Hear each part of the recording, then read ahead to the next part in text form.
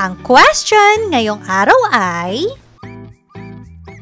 sino ang mga Assyrian? Ang mga Assyrian ay isang makapangyarihang sibilisasyong umusbong sa hilagang bahagi ng Mesopotamia sa paligid ng Ilog Tigris.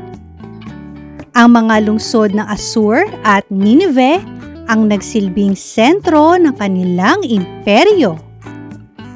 Lumakas sila bandang 900 BCE at nasakop ang malaking bahagi ng kanlurang Asya.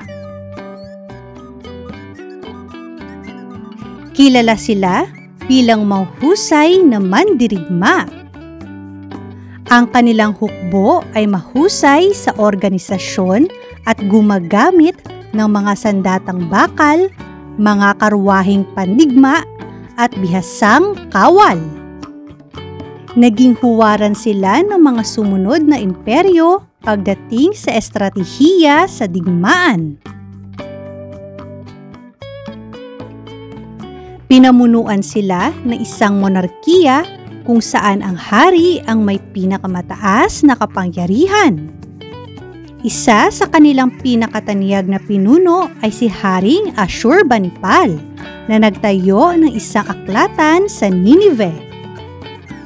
Itinuturing ito bilang isa sa mga pinakaunang aklatan sa daigdig.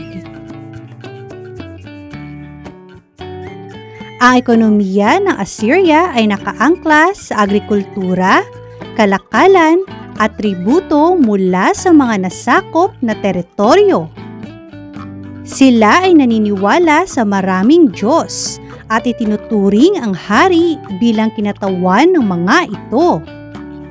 Malinaw ang pagkakahati ng lipunan mula sa mga maharlika hanggang sa mga alipin.